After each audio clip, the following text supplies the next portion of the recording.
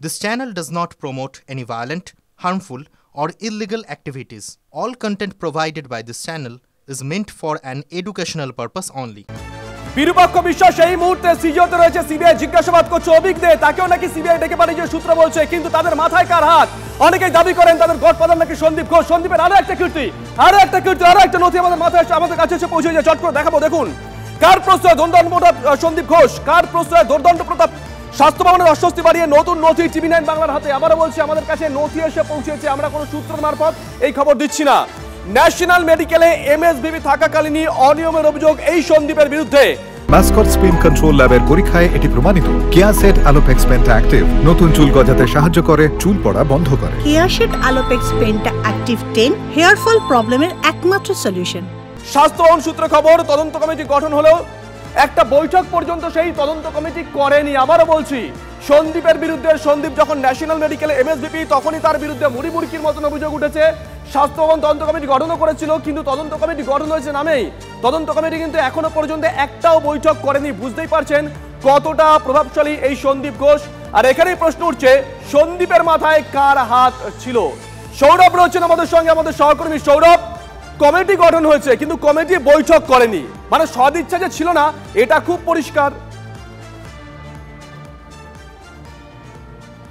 শুভজিৎ, দেখো, একজনের বিরুদ্ধে তুমি চিন্তা করো বা তোমার ভাবনাতে কটা কমিটি গঠনের কথা মাথায় আসতে পারে? একটা, দুটো? সন্দীপ ঘোষের বিরুদ্ধে 2021 সালের জুলাই থেকে 2022 সালের সেপ্টেম্বরের মধ্যে চারটে তদন্ত কমিটি গঠন হয়েছিল। আচ্ছা, 4টে তদন্ত কমিটি। প্রথম তদন্ত কমিটি এনআরএসের প্রিন্সিপাল শৈবাল মুখোপাধ্যায়, তিনি ছিলেন। সেখানে ডক্টর রঘুনাথ মিশ্র ছিলেন, পরবর্তী সুমন ভট্টাচার্য ছিলেন। শৈবাল মুখোপাধ্যায় স্পষ্টই জানতে চান স্বাস্থ্য ভবনের সেই সময় তৎকালীন ডিএমই দেবাশিস ভট্টাচার্য, যে তার কাছে যে এই তদন্ত কমিটি কেন গঠন করা হলো, তার বিরুদ্ধে কী অভিযোগ ছিল। অভিযোগ ছিল যে তিনি সরকারি স্বাস্থ্য ভবনকে না জানিয়ে বিদেশে গিয়েছেন, টেন্ডারদের কাছ থেকে টাকা নিচ্ছেন, কাটমানি খাচ্ছেন। আর তৃতীয় যে বিষয়টা ছিল সেটা হচ্ছে যে নন প্র্যাকটিসিং পোস্টের থেকেও তিনি চুটিয়ে প্র্যাকটিস করে বেড়াচ্ছেন, কিভাবে সম্ভব। যখন শৈবাল মুখোপাধ্যায় ক্লারিফিকেশন চান, তিনি জানতে পারেন যে এই যে তদন্ত কমিটি, সেই তদন্ত কমিটি থেকে খুব একটা বেশি হওয়ার কিছু নয়। সেই জন্য তিনি অন্য কারণ দেখিয়ে সেই তদন্ত কমিটি থেকে সরে দাঁড়ান।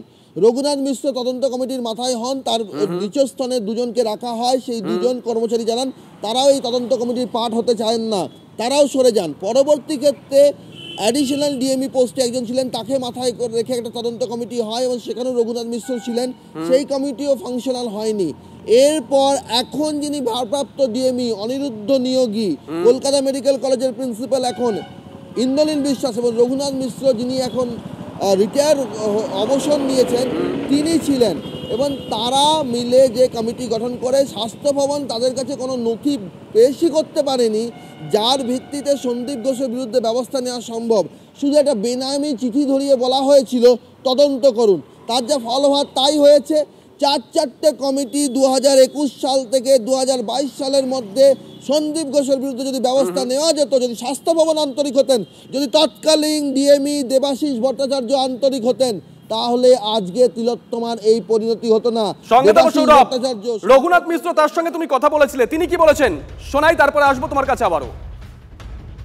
অভিযোগটা কি ছিল ওর বিরুদ্ধে তখন? ব্যাপারটা হচ্ছে, ওই যে তদন্ত যখন শুরু হয়, হ্যাঁ, তদন্ত কমিটি প্রথমে আমাকে দেওয়া হয়েছিল, তারপরে যারা পরপর যারা মেম্বার ছিল সেই মেম্বাররা কেউই রাজি তখন হয়নি। তারপরে তদন্ত কমিটি ওইটা চেঞ্জ হয়ে যায়। বলছি 2021 সাল থেকে 2022 সালের মধ্যে 4টি তদন্ত কমিটি গঠন করা হলো, কিন্তু 4টি তদন্ত কমিটি থেকেই কোনো ফুটফল কিছু পাওয়া যায়নি। তার বিরুদ্ধে অভিযোগটা বলছি, অভিযোগের একটা চিঠি পাওয়া গেছিল বলছেন না, সেই চিঠি মানে অভিযোগের চিঠি নয়, ব্যাপারটা হচ্ছে যে চিঠিটা করেছিল ডিএমই আমাদেরকে, যে একটা এনকোয়ারি কমিটি, তাতে আপনাকে চেয়ারম্যান করা হয়েছে এই এনকোয়ারি কমিটি সেই হিসাবে, কিন্তু এনকোয়ারি কমিটির ডিটেলস কিছু তাতে দেওয়া ছিল না।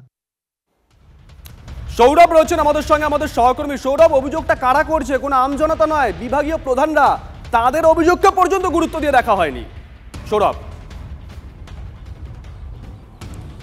শুভজিৎ, দেখো, বিভাগীয় প্রধানরা অভিযোগ করেছিলেন, একজন জনৈক ব্যক্তি অভিযোগ করেছিলেন, কোনোটাই কিন্তু কিছু হয়নি। আমরা যেটা জানতে পারছি, তৎকালীন প্রিন্সিপাল অজয় রায় তিনিও কিন্তু তৎকালীন ডিএমইকে নোট দিয়ে পর তখনও আরজিকর মেডিকেল কলেজের প্রিন্সিপাল হননি সন্দীপ ঘোষ।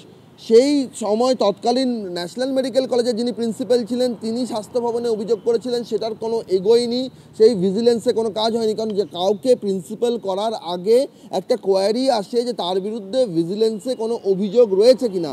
সন্দীপ ঘোষের বিরুদ্ধে ভিজিলেন্সে অভিযোগ রয়েছে, চিঠি জমা পড়েছে, সেই বিষয়টি স্বাস্থ্য ভবনকে জানানো হয়। সেই ক্ষেত্রে প্রিন্সিপাল ন্যাশনাল মেডিকেল আচ্ছা, অভিযোগগুলো সেই সময় কি কি ছিল সৌরভ, যদি আরেকবার দর্শকদের বলা যায়? তার বিরুদ্ধে অভিযোগ ছিল যে ভেন্ডারদের কাছ থেকে তিনি কাটমানি খান।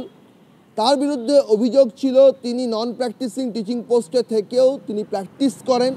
তার বিরুদ্ধে অভিযোগ ছিল তিনি স্বাস্থ্য ভবনকে অন্ধকারে রেখে বিদেশে গিয়েছেন। এবং এক্ষেত্রে যেটা বলার অবশ্যই মানে মেনশন হবে যে ডিএমই দেবাশিস ভট্টাচার্য,